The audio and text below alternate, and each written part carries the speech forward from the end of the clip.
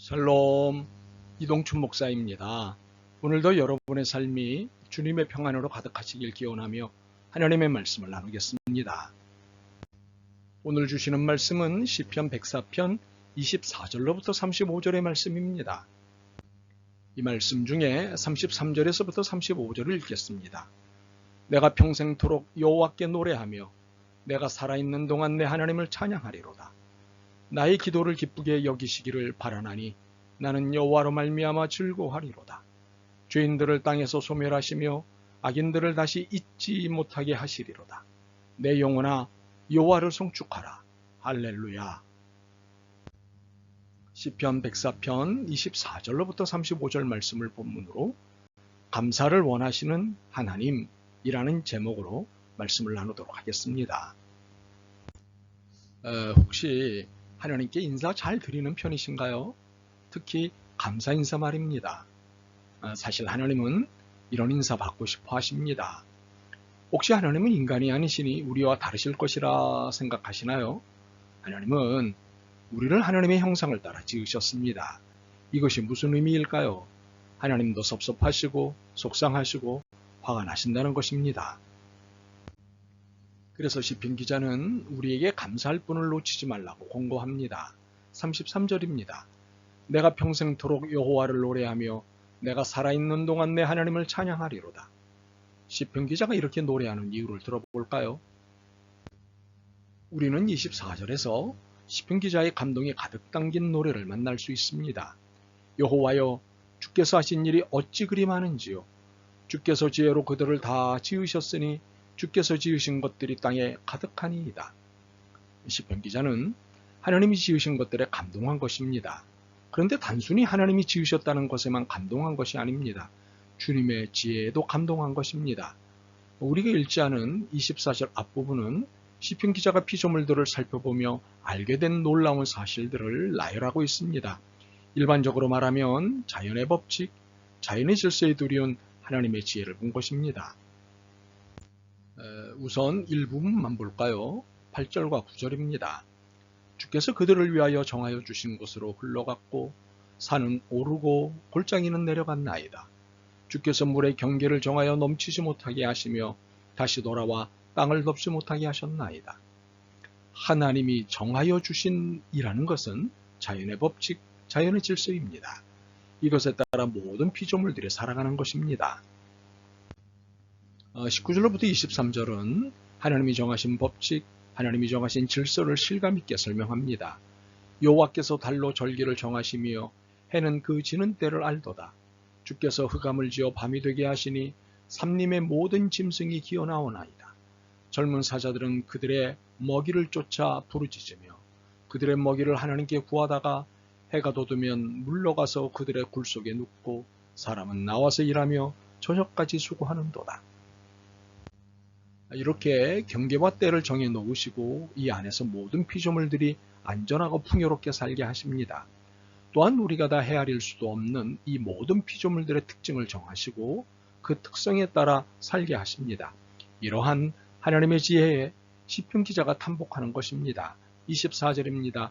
여호와여, 주께서 하신 일이 어찌 그리 많은지요. 주께서 지혜로 그들을 다 지으셨으니 주께서 지으신 것들이 땅에 가득하니이다. 이 피조물들 중 하나가 인간이고 인간들 중에 하나가 바로 나라는 사실입니다. 나도 하나님의 지혜로 지어진 피조물 중 하나입니다. 바로 이 사실이 하나님의 은혜로 연결되어 있습니다. 27절과 28절입니다. 이것들은 다 주께서 때를 따라 먹을 것을 주시기를 바라나이다.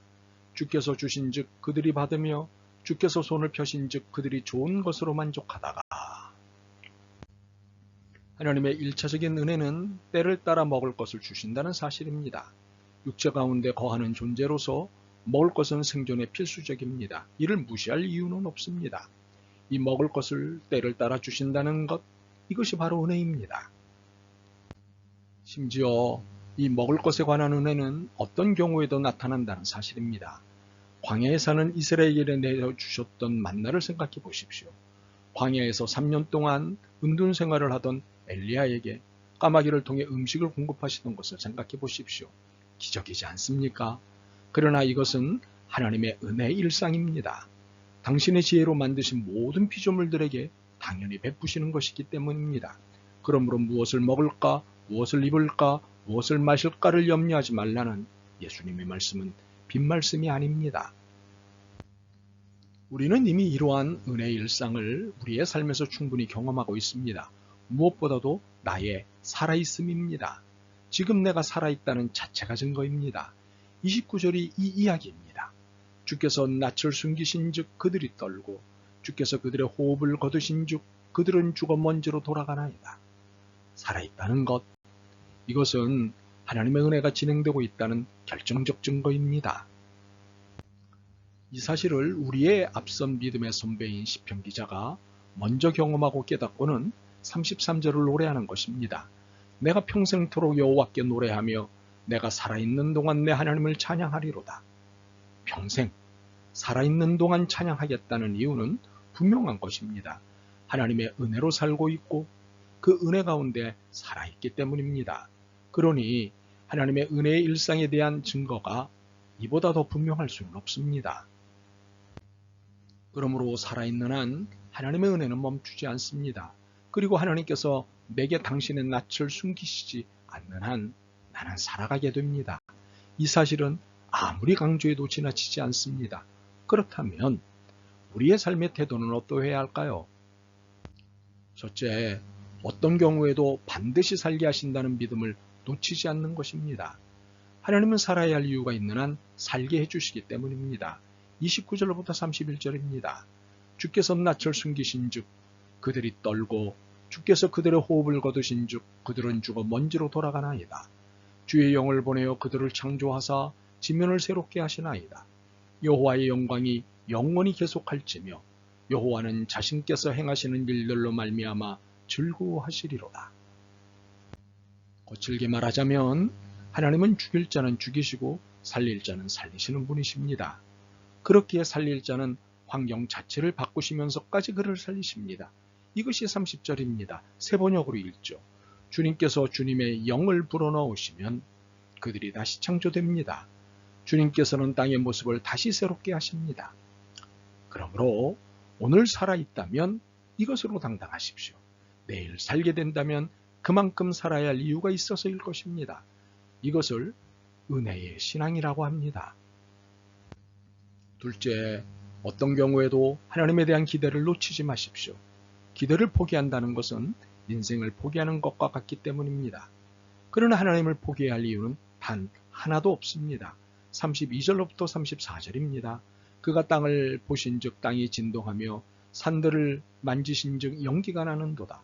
내가 평생토록 여호와께 노래하며 내가 살아있는 동안 내 하나님을 찬양하리로다. 나의 기도를 기쁘게 여기시기를 바라나니 나는 여호와로 말미암아 즐거워하리로다. 하나님이 건드리시면 그 어떤 것도 살아납니다.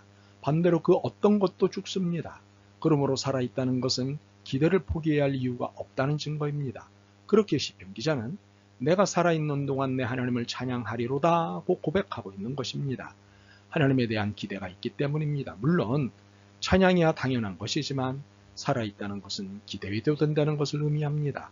그러므로 34절처럼 나의 기도를 기쁘시게 여기시기를 바라는 자세가 필요합니다. 기대하면 기도하게 되고 찬송도 나오는 법입니다. 감사도 물론 나옵니다. 솔직히 하나님께 감사드려야 할 이유는 차고 넘칩니다. 순간마다 은혜로 살고 있기 때문입니다. 그러나 의외로 우리는 감사를 잘 드리지 않습니다. 염려하고 걱정한다는 것이 그 증거입니다. 물론 우리에게는 감사드리면서도 염려하고 걱정하는 이중적 태도가 있긴 합니다. 그러나 이것이 변명의 이유가 되는 것은 아쉬움입니다. 바라기는 염려와 걱정 대신 감사가 늘었으면 좋겠습니다. 더욱이 감사를 잊지 않았으면 좋겠습니다. 그리고 감사드릴 분은 하나님이심을 놓치지 않았으면 좋겠습니다. 사람들에게 감사하는 것에 100만 배, 억만 배를 하나님께 감사하는 것이 마땅하기 때문입니다. 오늘부터라도 이렇게 살았으면 좋겠습니다. 내가 평생토록 여호와께 노래하며 내가 살아있는 동안 내 하나님을 찬양하리로다. 아멘. 주님은 반드시 공급하시고 반드시 살리시는 분임을 다시 깨닫습니다. 주님을 향한 사랑에 감사를 담습니다. 영광받아 주시옵소서. 예수 그리스도의 이름으로 기도드립니다. 아멘. 오늘도 여러분의 믿음과 삶을 응원합니다. 사랑합니다.